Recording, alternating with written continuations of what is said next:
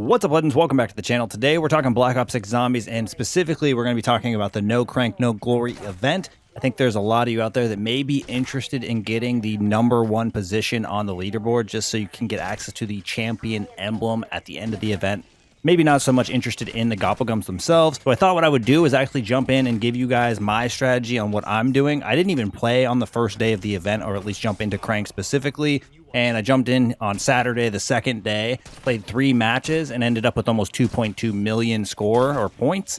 And the next person below me in second has less than 500,000. So figured I would give you guys some insight, share my strategy for those of you that are interested in taking that #1 position. And I promise you, it'll be pretty easy for the most part. How much success you'll actually have will be a little bit dependent on your skill level, but regardless, you can keep repeating the exact same strategy, building up points as much time as you guys want to put into it. Now, if you guys are familiar with the Mutant Lab location on Reckoning, this is the place that we're actually going to be taking advantage of, so you will want to dive in on Reckoning. Despite being able to play this on each of the maps, I just think whatever's going to give you the most points, which in my opinion is going to be this strategy, is what you're going to want to be doing. So you are going to want to kind of be strategic with when you get your upgrades and stuff like that, because traversal around the map with a very limited timer can be a little bit tricky. And in some cases, if you go to a different location on the map, sometimes the zombies don't respawn fast enough. And obviously, once you get to a certain point, the longest you have in between your eliminations is 10 seconds.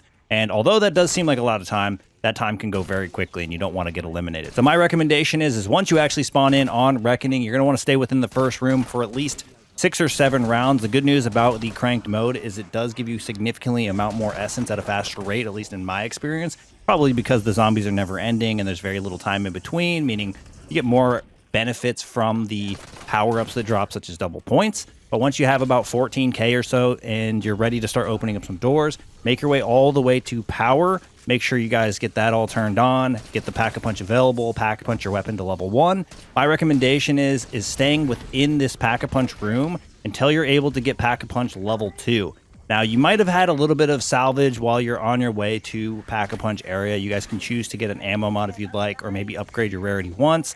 But being that you are so early on, and I think depending on the weapon that you're using, I recommend the Maelstrom. It's going to be more than powerful enough, even without perks, especially in the earlier rounds, even at Pack 1.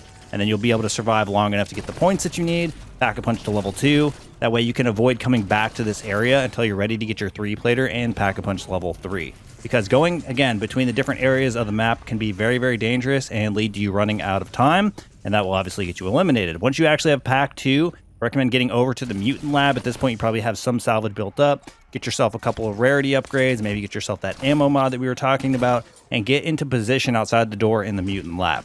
At this point, you should be fairly powerful and be able to be kind of overpowered in a sense against the enemies that you're facing, and that's exactly where you want to be. I mean, you could start grabbing any of the perks that you would like. I recommend getting Jug first, Double Tap, PhD. They're all going to be available pretty easily, maybe even on your way back over to the Mutant Lab location.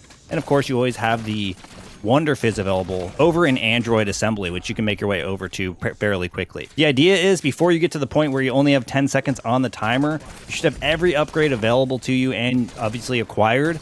And the only thing left would possibly be Pack 3 and of course Legendary, possibly depending on what round you're on, and then of course the 3-plater, because you're going to want to try to get those in one run to avoid having the scenarios where your timer is going to get kind of ran out. And obviously, depending on the round that you're on when you're trying to do that, may determine the difficulty that you're going to face, because having, something like an Uber Klaus and stuff like that, being that it is the crank mode and the only thing you have for a field upgrade is the time stop, I think it does obviously add a whole nother additional challenge, essentially.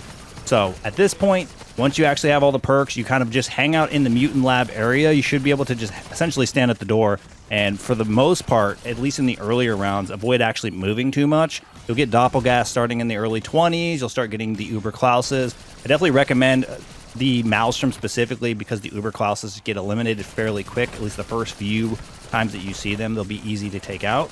But you guys should be able to eliminate those guys fairly fast. Make sure you guys run in a circle-ish location. Go through the outside towards the teleporter, go back in kind of toward where the Deadshot stuff is, and make your circle back around. You guys will kind of get a feel for where the zombie area that you guys should train in is, and should be able to keep yourself alive for quite a while. In the very earlier rounds, I think until the 30s, almost 40s, you don't even have to move for the most part outside of that door. You just kind of stand there, aim in one location, and just destroy everything that comes in your path. Once you get Pack Punch level 3 in Legendary, the same thing continues for a little while. My recommendation would probably be to try to get those about round 25, 26. Just kind of depends on where you're at. And then obviously at that point, the only thing you have to do is worry about the timer a little bit, which you'll have your time stop pretty regularly to deal with that. And obviously dealing with all the enemies that come your way. Once you guys get into the later 30s, early 40s, things start turning up quite a bit. So like I said, it is going to be a little bit relevant to your skill level and how far you can actually survive to determine how much you're going to actually get per run. I will say my first run, I did a 55-minute run. I died on like round 53, ended up with 600,000 points. I did another run where I survived until 74. My game got incredibly laggy. I don't know if it was just all the enemies on my screen at once, what the deal might have been, but eventually went down at 74. I earned 1.1, almost 1.2 million in that single game, and that game was like an hour and 25 minutes. So I would say across the board, I probably spent maybe 2.5, 3 hours, and I have 2.1 million, whereas the other people below me don't even have 500,000. So that is a little bit of insight on my strategy, what I've been doing to kind of earn the points. You guys are more than welcome to dive into whatever map you guys would like, but I just think that this one's not only going to be super fast and allow you to get through the rounds quickly, utilizing a pretty efficient strategy, but I do think it's easy enough for a lot of people to at least get to the mid-30s, which is going to give you a good chunk of essence points, whatever the case might be, putting you up higher on the leaderboard. More than likely, if they didn't have a reward outside of gobblegums, I probably wouldn't have covered this for a video, but I figured with the champion emblem on the line, which is something I'm expecting to try to get, I think some of you out there are probably interested in the best way to get points. So that is going to wrap things up for us here. Thank you guys for all the support in today's video, all the support on the channel. Look forward to seeing y'all in the next one. Peace!